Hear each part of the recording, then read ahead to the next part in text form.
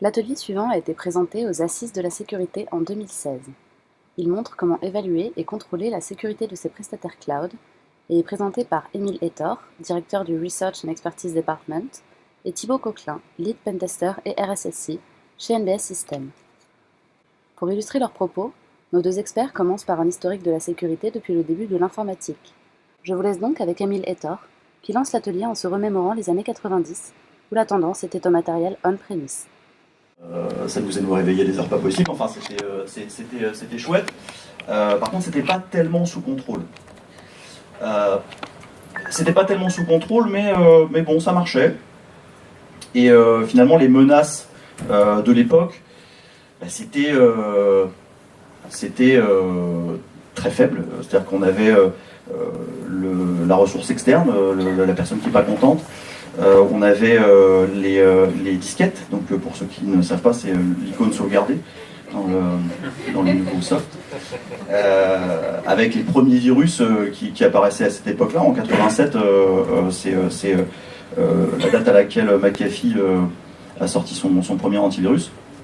Et les pirates, mais qui sont très doués à l'époque. On ne parle pas beaucoup de rootkit ou de technologies assez avancées. On est vraiment sur des niveaux d'expertise qui sont très bons. Et d'un point de vue attaque, effectivement, on est beaucoup sur des attaques ciblées, encore une fois, qui proviennent soit de l'ingénierie sociale, beaucoup de l'ingénierie sociale. Pour ceux qui se souviennent de l'affaire Mitnick, peut-être, c'est quand même beaucoup plus de l'ingénierie sociale que la technique. L'exploitation des failles des failles de sécurité qui existent à ce moment-là demandent une expertise quand même relativement importante. Pour ceux qui connaissent le magazine Frac, ça date de 85. Smash the Stack for Fun and Profit, l'article qu'il a rendu célèbre, date de 96. Vraiment tout le tout début. Et on est sur une défense, objectivement pour ceux qui étaient là, vous le savez, qui est pratiquement inexistante. Alors, je parle de façon générale, c'est-à-dire que déjà à l'époque, il y a quand même des sociétés qui sont sensibilisées à la sécurité. Cependant, de façon très très globale, tout le monde s'en fout. Bon. Et arrivent les années 2000. Donc fatalement, les gens qui étaient là en 90 les ont eu aussi. Alors, pour les années 2000, vous pouvez lever la main aussi, alors ceux des années 90 aussi. Hein, comme ça, je vois ce qu'on a comme public. Ah, il y avait moins de monde dans les années 2000. Ok, d'accord. Ok, donc il y a déjà quand même pas mal de monde. Les années 2000, alors pour moi, vieux, ça représente la sortie du matériel on-premise, enfin, sur site, vers le data center, massivement. Donc ça signifie qu'il y a une couche de moins par rapport au tout début. On a fait sauter une partie de la couche infrastructure. Donc je m'occupe de moins de choses, en tout cas j'ai l'impression de m'occuper de moins de choses. Et c'est l'avènement des data centers. Peut-être que ce n'était pas le cas pour tout le monde, en tout cas dans le milieu hébergeur au minimum, mais aussi de façon assez massive, on commence à peupler les data centers. Les data centers explosent en demande. Et c'est super les data centers. Il y a de l'accès public, il y a de la DMZ partout, on peut popper des serveurs, bon ça coûte un peu cher. Par contre, voilà, c'est une infrastructure publique, on peut poser ses softs, c'est génial, on les accède depuis chez soi avec ses premières connexions ADSL ou peut-être modem, avec des lignes spécialisées. Enfin, voilà, on se pose pas trop de questions, c'est quand même super pratique tout ça, hein, d'avoir ces softs exposés avec la liste des utilisateurs sur une URL publique. Enfin, c'est vraiment chouette. Les liaisons entre le SI qui commence finalement à s'assouplir un petit peu et l'Internet, c'est une promenade en fait, c'est une promenade de santé, puisque généralement CLS ne sont pas du tout sécurisés, ni chiffrés, ni quoi que ce soit, et c'est des portes d'entrée massives vers le système d'information. En termes de méthodologie de déploiement, et ça aura du sens pour la suite de cet exposé, on oublie tout ce qui est versionning, etc., à part pour les vieux dinos qui utilisaient déjà du CVS à l'époque. En termes de revue de code, en termes de suivi des applications et leur évolution en termes de code, on est sur quelque chose qui est vachement théorique encore. Et je laisse la place à Thibaut, parce que cette fois-ci il était né, il faisait des trucs. Effectivement, là, pour moi, c'est le début du pentest. C'est quand on regarde par rapport à aujourd'hui, c'était vraiment l'époque de l'exploitation des failles mémoire. Tout à l'heure, Émile parlait de FRAC, Smash the Stack for Fun and Profit. Globalement, il y avait énormément des vecteurs d'attaque qui demandaient un niveau technique pour l'attaquant qui était relativement élevé. Ça demandait d'auditer du C, parce que c'était quand même un des langages les plus utilisés pour toute la partie service, d'avoir une bonne compréhension et connaissance des mécanismes internes du système pour arriver à réaliser les exploitations. Le temps de travail nécessaire à la réalisation d'un exploit était non négligeable, même si on va dire que les protections mémoire et le hardening des systèmes d'exploitation, comme on peut le connaître aujourd'hui avec de la SLR, PAX, GR Security, SE Linux, etc., restaient encore des choses qui étaient même pas émergentes, qui étaient plus du proof of concept qu'autre chose. C'était des choses qui étaient très peu utilisées en production. Et donc, très régulièrement, à l'époque, quand on faisait des pentests, c'était depuis l'extérieur, un vieux serveur bind, un vieux serveur sendmail, truffé de buffer overflow, il fallait en trouver un qui marchait. Une fois sur deux, on faisait cracher le service, mais une fois sur deux, on arrivait à récupérer un shell. Globalement, à l'époque, la vision de la sécurité du point de vue défensif, les gens parlaient relativement peu de patching policy. Il n'y avait pas vraiment de suivi de CVE, de suivi de CVSS, d'inventaire logiciel, etc.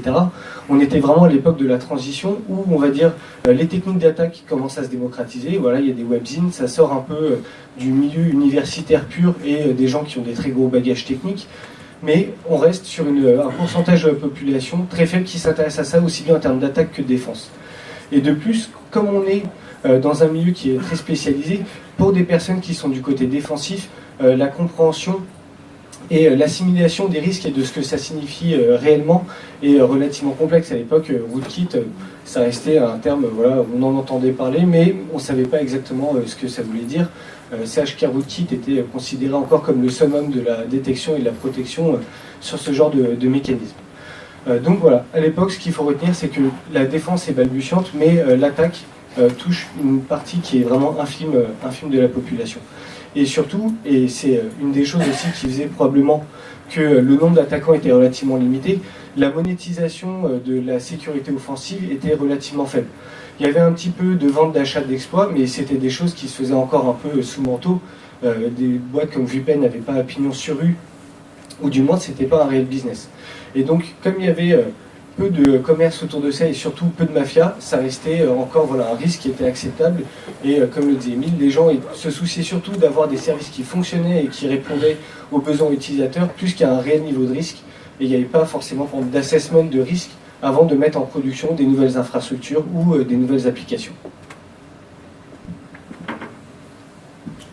Alors, petit à petit, on va se rendre compte sur le slide suivant que finalement le contrôle est en train de se perdre petit à petit. Voilà, tout à l'heure, pendant les années 2000, on avait encore la main sur le hardware.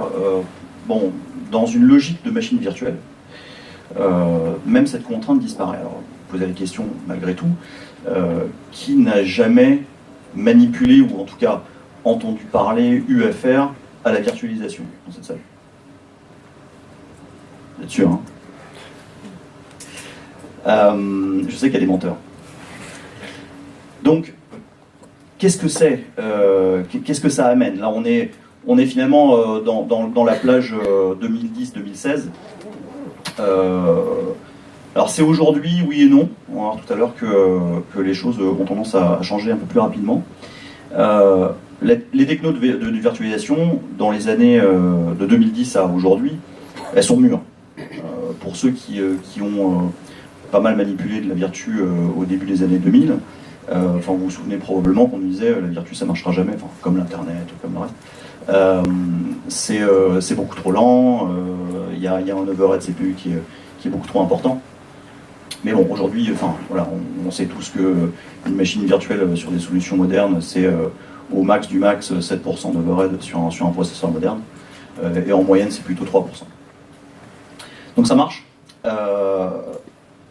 Et alors c'est extrêmement puissant pour vous tous qui manipulez ce type de technologie. Vous savez que très facilement on peut démarrer des dizaines, des centaines de machines virtuelles. Alors au début des années 2000, quand on avait des machines 2 cœurs, 3 cœurs, 4 cœurs, Bon, ça se limitait à quelques machines virtuelles, peut-être 2-3, si on faisait un peu d'overbooking, 5 à 10. Aujourd'hui, on manipule des machines qui ont jusqu'à 40 vCPU, enfin 40 cœurs potentiels. Donc on peut monter facilement sur une plateforme de développement à 80 machines virtuelles sur une seule machine. Ajoutez à cela que de plus en plus de fournisseurs, d'opérateurs, d'hébergeurs fournissent des services de machines virtuelles à des prix défiant toute concurrence. Aujourd'hui, chez OVH ou chez Eisner en Allemagne, on peut popper une machine virtuelle pour 2 € par mois, avec 2 cœurs et 1 giga de RAM. C'est assez épatant, mais par contre, on vient de faire naître une problématique assez importante.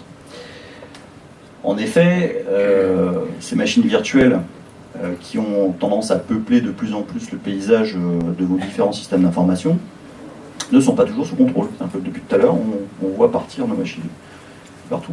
Alors, de plus en plus sous le contrôle finalement des développeurs ou des agences, et avec moins de contrôle et moins de suivi de la part des tenants des SI. On va voir que la situation ne s'améliore pas en fait.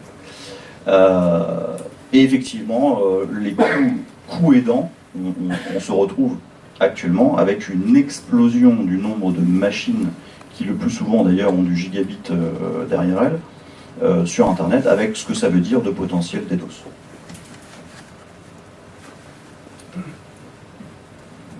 Donc comme le dit Émile, c'est l'explosion effectivement de la virtualisation. Le mythe de la virtualisation, c'est lent et fini.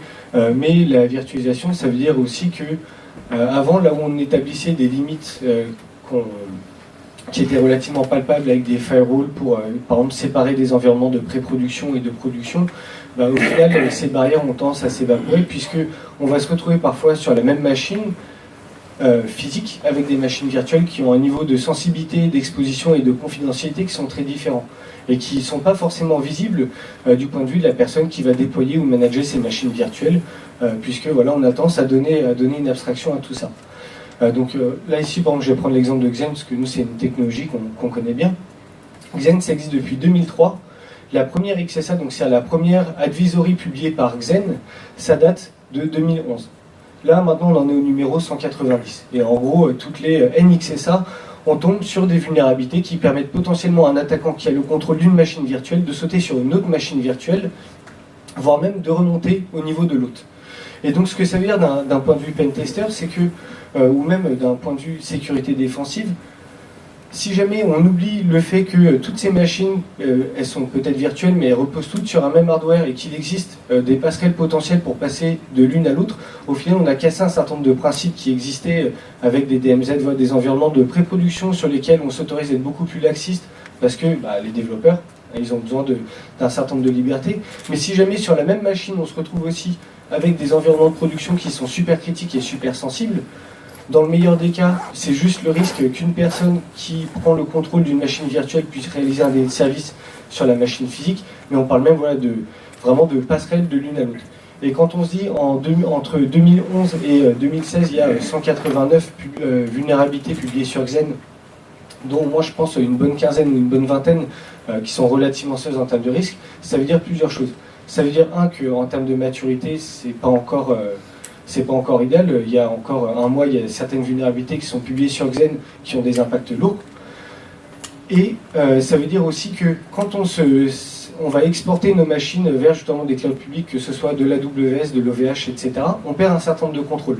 Par exemple, le cas d'AWS, où ils utilisent Xen, ils font partie de ce qu'on appelle les early disclosures. C'est-à-dire que quand il y a une vulnérabilité qui est publiée, ils vont être informés avant tout le monde pour pouvoir timer la réponse, la mise en place des patchs, etc. Donc déjà, on perd une partie du contrôle. On perd en partie les fenêtres de maintenance. Parce que quand AWS dit « demain matin, je reboot la plaque US parce qu'après-demain, il y a une vulnérabilité Xen qui sort », vous pouvez leur demander d'attendre 2-3 jours parce que c'est pas le bon moment pour vous, mais ça va difficilement passer. Et en plus, le niveau de maturité pour évaluer vraiment l'impact de ces vulnérabilités reste relativement léger, d'autant plus que le coût en termes de downtime d'une mise à jour, par exemple, d'un hyperviseur est élevé, parce que, comme le disait Émile, on est sur des machines qui ont au moins 40 CPU, donc il y a autant de machines dessus, et donc ça veut dire potentiellement 40 interlocuteurs qu'il faut arriver à synchroniser pour dire, ok, demain matin, on va déployer les patchs, et on va tout redémarrer. Ça paraît des problématiques de compatibilité que ça peut entraîner. Ensuite, l'autre aspect de la virtualisation, c'est qu'on a donc réduit drastiquement le coût de l'apparition de nouvelles machines. Et là, c'est des choses qu'on voit vraiment en termes de tests d'intrusion, où il y a une explosion du Shadow IT. On est dans une société qui est relativement importante, avec donc des process et des délais pour des mises en production de nouvelles machines qui sont importants. Et les gens du marketing, ils ont envie de lancer un événement après-demain, donc ils ne vont pas passer par l'IT interne, ils vont aller louer une machine chez OVH, ils se débrouillent entre eux.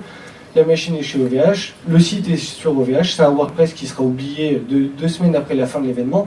Mais au final, cette petite machine chez OVH qu'on a oubliée, qui est inventoriée nulle part, elle reste indirectement connectée à l'AD parce que, par exemple, c'est pour de la ressource humaine. C'est un compte Active Directory qui va permettre de publier de l'information. Et donc, au final, on se retrouve à décentraliser et abattre un certain nombre de barrières où avant, on avait des firewalls qui étaient palpables, etc. Des choses sur lesquelles on se disait, l'attaquant, pour passer de tel à tel environnement, il doit d'abord élever ses privilèges ici, puis contourner un pare-feu, puis obtenir l'accès sur une autre machine. Et aujourd'hui, ces frontières peuvent parfois être beaucoup plus...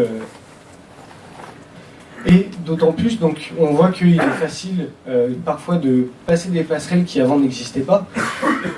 On parlait de OVH et de ces fameux WordPress. Bon, les années 2010, c'est vraiment l'explosion, on va dire, de la vulnérabilité web. Si on devait faire un parallèle avec les exploitations de Stack Overflow, de Heap Overflow, etc., on est sur un niveau de connaissance nécessaire pour l'attaquant qui est proche du néant. Enfin, aller télécharger SQLmap et le lancer, on ne va pas considérer ça comme quelque chose d'extrêmement complexe. Donc du coup, on se retrouve avec énormément d'attaquants et une surface d'attaque qui est accrue. Puisque les choses allant vite, on se retrouve au final à exposer sur Internet des applications souvent web, parfois bien développées mais pas toujours, qui se retrouvent elles-mêmes interconnectées à des choses qui sont beaucoup plus vitales au niveau du SI en termes de risque et de compromission. Et on le voit tout à fait sur les tests d'intrusion ou les analyses. Très souvent, une des portes d'entrée, ça reste le web, puisque aujourd'hui, par exemple, si on prend l'univers Microsoft, on est arrivé sur un niveau de gestion des cycles de vulnérabilité, de patching, etc., qui sont quand même super matures par rapport à il y a quelques années. Les patchs sont préqualifiés, ça sort, tout est planifié. Dès qu'on parle du web, on a encore aujourd'hui énormément de mal à gérer avec autant de facilité et de rigueur les montées en version des applications web versus les montées en version de services système ou de systèmes d'exploitation.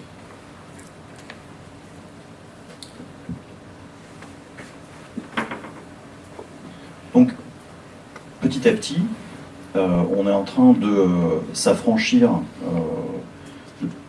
d'énormément d'éléments. Cependant, alors le tableau n'est pas forcément noir, hein. On est très alarmiste dans notre discours, mais des PSSI commencent à apparaître pour de vrai. On a aujourd'hui des vraies politiques de patch, des vrais audits qui sont réalisés, l'existence de WAF, donc de firewall applicatif ou d'IDS, d'IPS sont encore rares mais réels également. De plus en plus dans les sociétés, cette demande augmente. Et on sort d'une ère où finalement on n'a plus trop de contrôle, on n'a pas trop de contrôle sur les applications qui sont publiées, on sort du fire and forget, à une époque où tout commence à devenir un peu plus industriel, c'est-à-dire que les solutions, les softs, tout à l'heure Thibaut parlait de Xen, aujourd'hui des solutions de virtualisation, en réalité, on en compte 4 vraies. On a VMware, Xen, KVM, puis Proxmox qui est un dérivé, mais globalement, on n'a pas énormément de choix. Et finalement, de plus en plus, on arrive sur des attaques très ciblées sur ces services, avec le danger que ça représente. Aujourd'hui, Thibaut disait que Amazon fait fonctionner sa stack avec Xen. Chez Amazon, on parle ils ont passé l'année dernière leurs millions de machines physiques. Alors imaginez ce que ça représente en termes de machines virtuelles. Ces machines fonctionnent sous Xen également. Imaginez l'impact d'une XSA pour Amazon. Tu prends ? Non, c'est bien. Le shift par rapport à l'époque précédente, effectivement, c'est je sème des machines virtuelles tout le monde. En fait, il y a pire.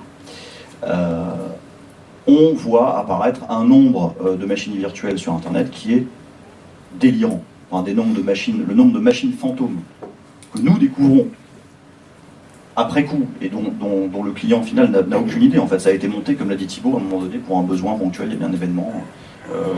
Le CE avait besoin de publier un truc sur Internet, ils ont loué une machine à 10 balles chez OVH, et cette machine est toujours là, et elle est quand même toujours raccordée au système d'information de la société, c'est une réalité.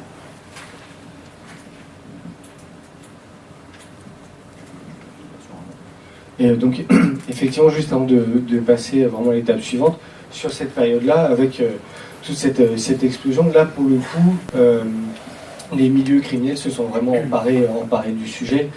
On a des choses qui arrivent régulièrement. À l'époque, on va dire sur la partie début 2010, par exemple, le commerce des DDoS et des services de DDoS, enfin le DDoS as a service, reste modéré. Et c'est une chose qui a évolué rapidement.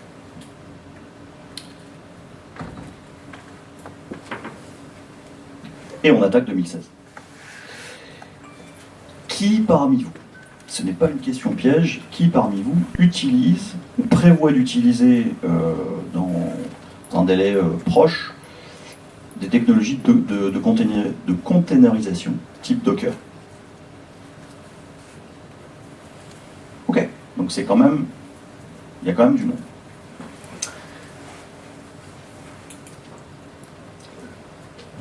La promesse de la containerisation, c'est la toute-puissance du contrôle, enfin du chemin d'intégration, contrôle d'intégration, et de l'intégration continue.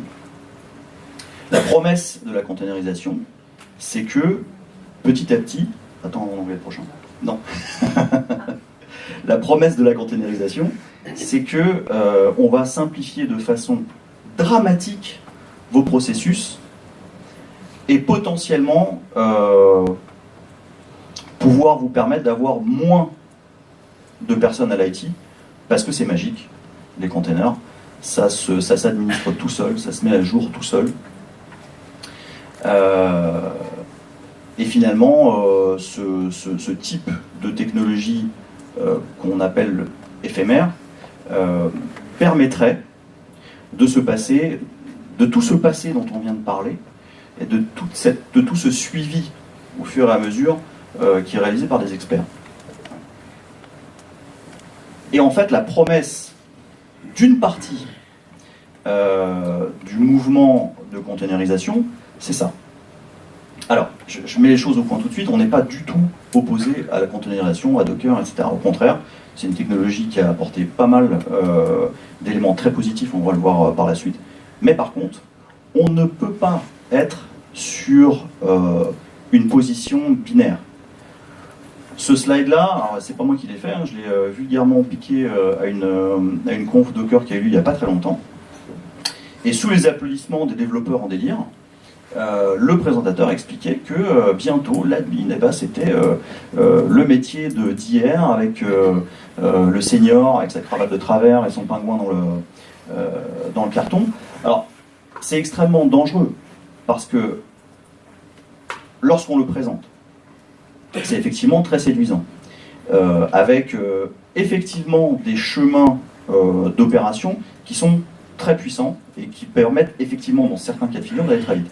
Par contre, l'opération n'a pas disparu. Posez cette question à quelqu'un qui est tenant de la containerisation, mais disons presque extrême. Que se passe-t-il à 4 heures du matin lorsque une flotte de conteneurs s'est bananée, pas parce qu'il y avait un problème hardware, mais parce qu'il y avait un problème de code. Genre une faille, un code qui s'est emballé, une boucle infinie, peu importe, un truc qui s'est passé. On peut rentrer dans un conteneur, on peut l'analyser. Mais c'est pas prévu pour ça. C'est prévu pour être éphémère. Et encore une fois, c'est très bien. Mais par contre, ceci, de notre point de vue en tout cas, est un, faux et deux, dangereux. J'insiste, il ne s'agit pas d'un réquisitoire contre la containerisation, loin de là. En particulier, la containerisation a fait apparaître de très bonnes habitudes. Okay, alors, assurez-vous que vos prestataires suivent ces bonnes habitudes, au moins. Typiquement, l'intégration continue. Oui, c'est une excellente idée. effectivement, lorsque on a une chaîne d'intégration qui part d'un Jenkins ou d'un Travis ou ce type de logiciel-là, pour info, GitLab fait quelque chose de très bien maintenant, pour suivre l'intégration d'une modification, on en reparlera tout à l'heure, pour arriver jusqu'à la mise en production, c'est fabuleux. Les repositories de code, hein, typiquement l'avènement de GitHub, en mode public ou privé, c'est quelque chose de fabuleux. Pouvoir suivre enfin le code de l'application, voire des services, voire des serveurs, puisque à la fin Docker, le kickstart de Docker, c'est un Dockerfile, donc c'est un fichier texte avec des paramètres dedans qui disent comment la machine doit naître, doit évoluer, etc. Donc c'est parfait. C'est parfait. Également une meilleure orchestration, voire de l'orchestration tout court, avec une meilleure industrialisation. Tout ça sont des éléments qui sont exceptionnellement intéressants et qui ont été amenés de façon naturelle par la containerisation. Accessoirement, le fait que ce soit un produit open source, c'est quand même, enfin Docker est le container qui a le vent en poupe, apporte une meilleure coopération communautaire. C'est-à-dire que les logiciels sont quand même revus par plus de monde que lorsque c'est concentré sur une société unique. Cependant, ce qu'on reproche à ces technologies, c'est qu'elles amènent de fausses idées et de fausses certitudes, et notamment, ce dont j'ai parlé, plus besoin d'experts système. Aujourd'hui, ce qu'on constate, alors là je mets ma casquette d'hébergeur, c'est que des développeurs qui poussent des solutions Docker viennent de découvrir la puissance de l'administration système et réseau. Et ils se sentent tout puissants. Je peux monter une infrastructure en éditant un fichier texte et en envoyant une commande. C'est fabuleux, les mecs viennent de découvrir comment on branche des RJ45, enfin je suis très content pour eux. Mais on ne s'invente pas architecte. Et en l'occurrence, ces technologies-là, de notre point de vue encore une fois, leur danger est qu'ils donnent l'illusion de l'expertise. Les mauvais réflexes qui suivent.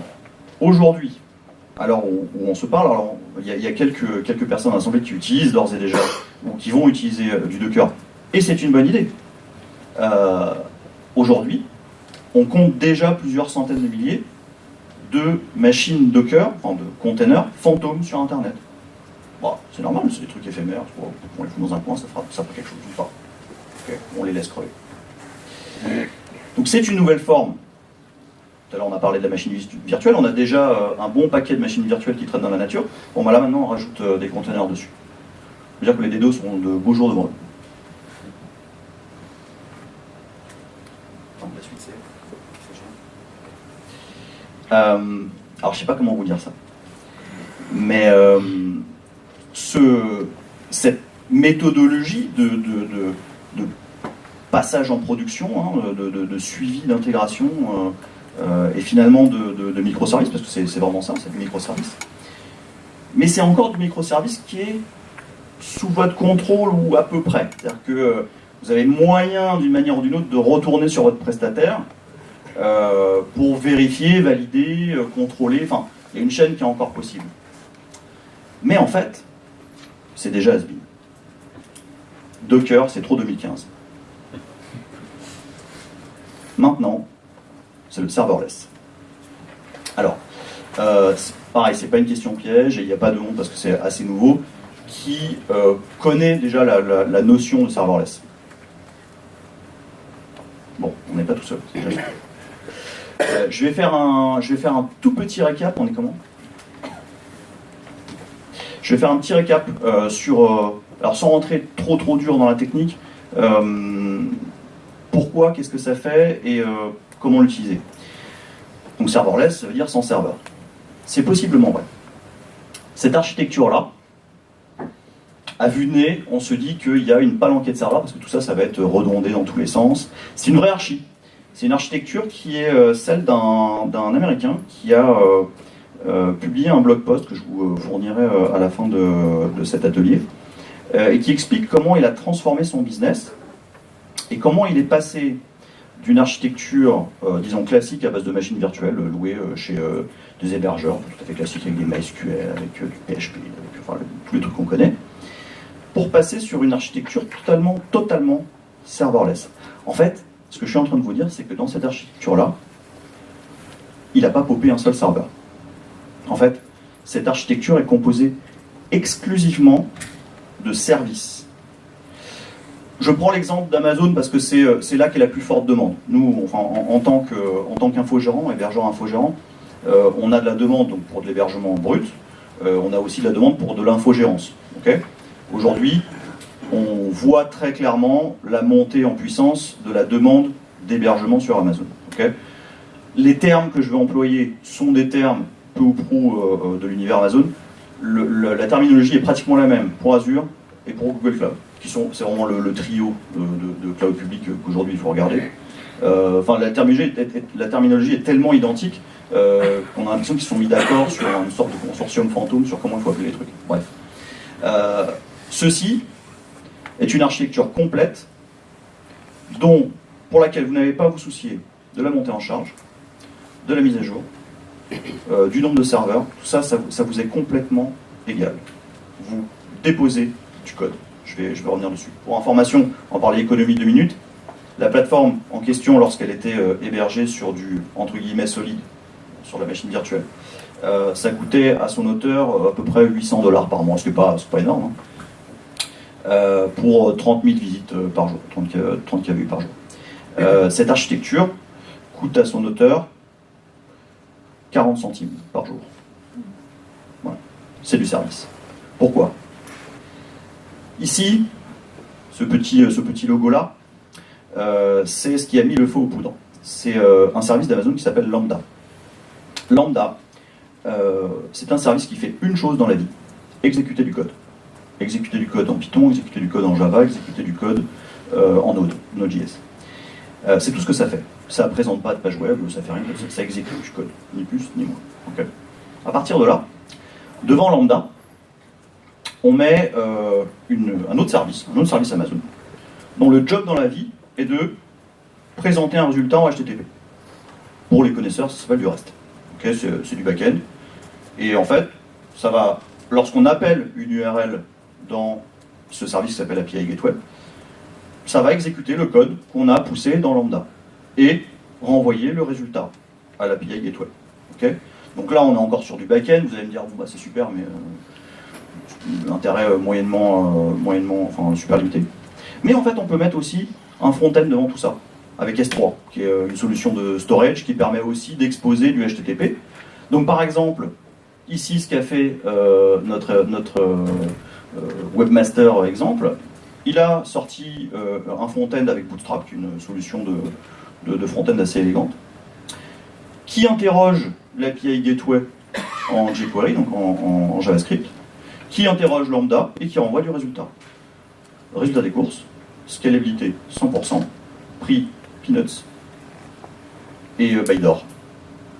Voilà.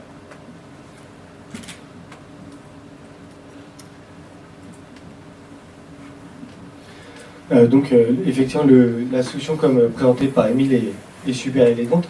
Après, c'est que ça veut dire un certain nombre de choses. Donc déjà, il y a les questions de réversibilité et de pérennité qui sont importantes, puisque on se met à échanger des serveurs contre des services qui sont facturés à l'usage, etc.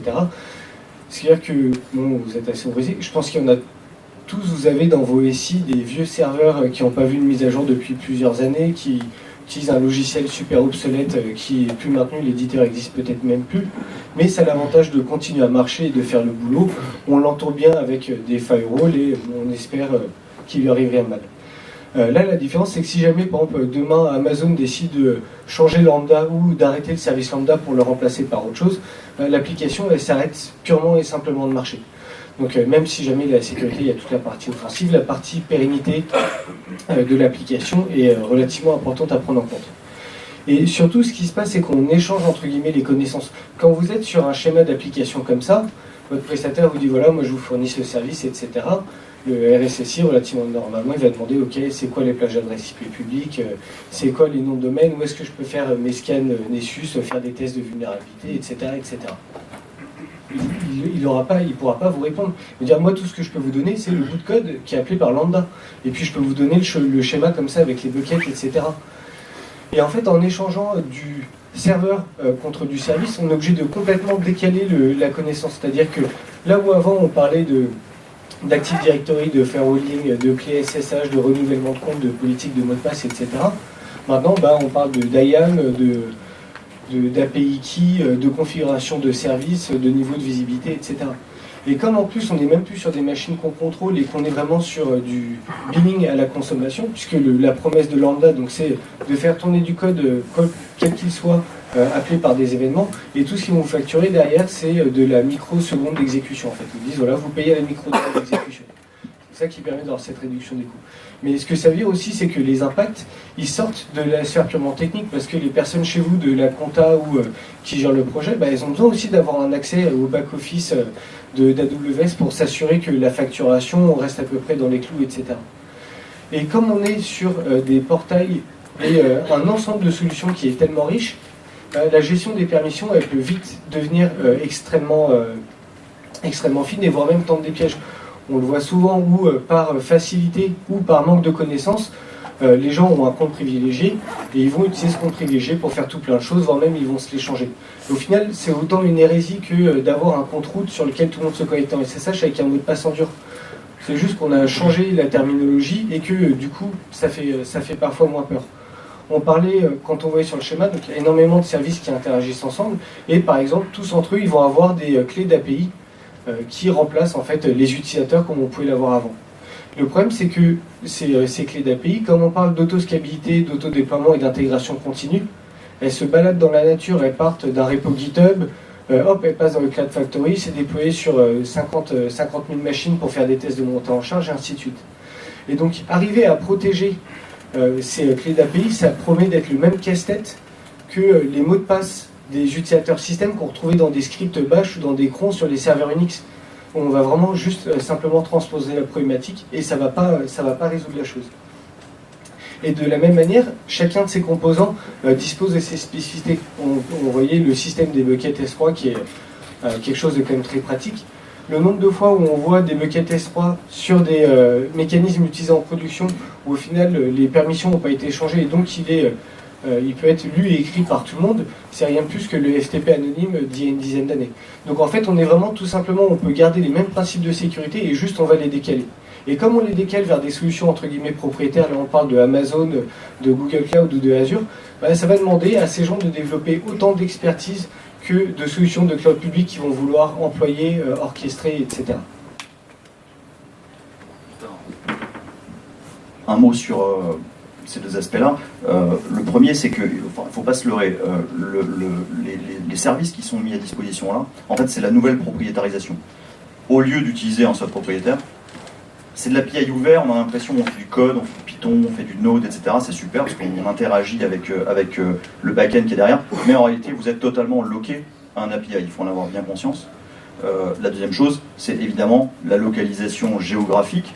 Quand bien même vous êtes sur une région qui serait Dublin ou Francfort, etc., il ne faut pas perdre de vue que la solution est une solution américaine, qu'elle est très puissante et qu'elle apporte énormément de bénéfices, mais vous êtes soumis à l'IP Act, quoi qu'il arrive.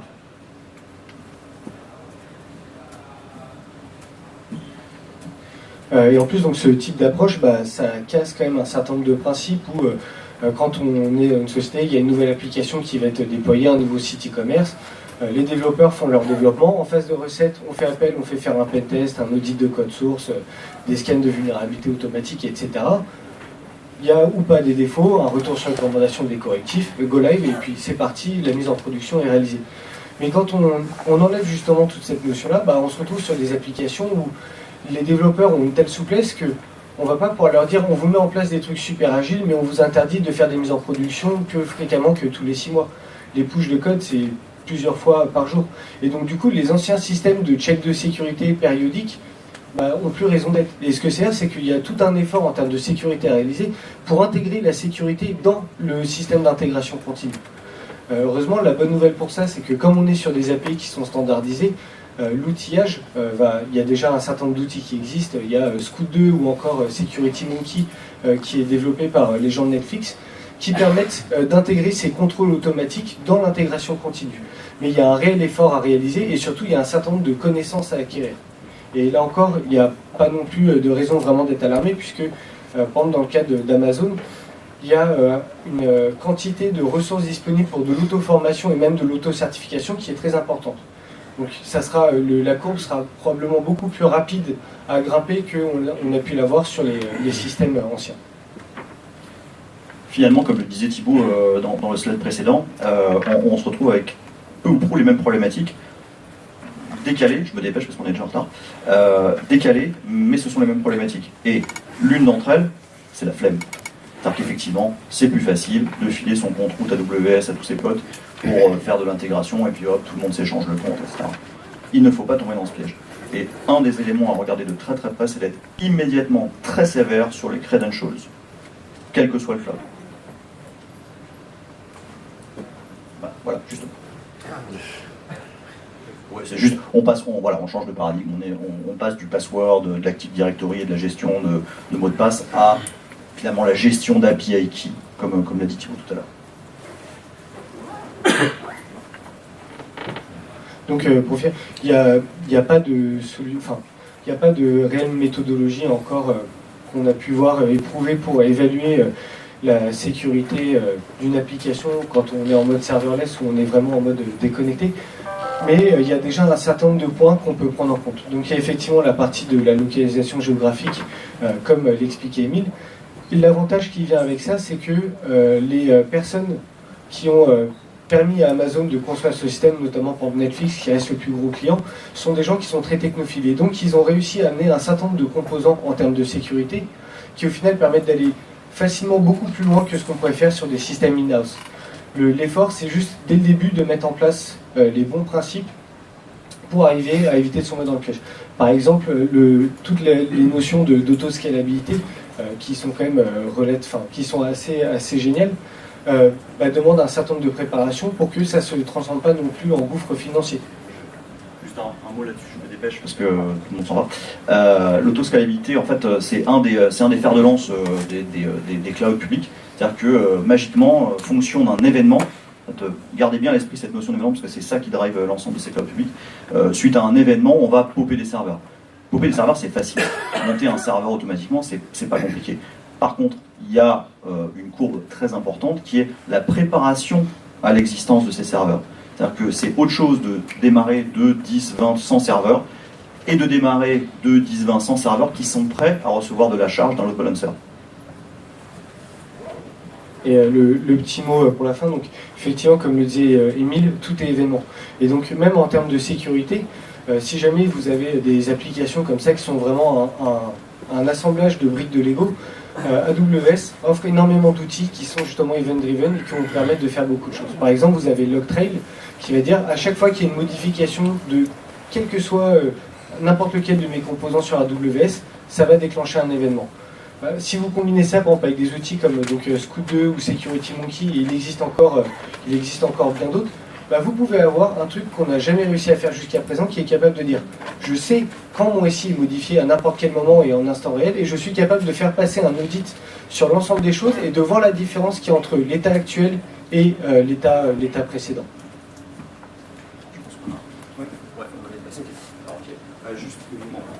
Du coup, il n'y aura pas de séance de questions-réponses ici, on est vraiment sur la peau. Donc on est en stand 36, si vous voulez venir nous poser des questions sur ce sujet, on sera ravis d'y répondre. Merci beaucoup.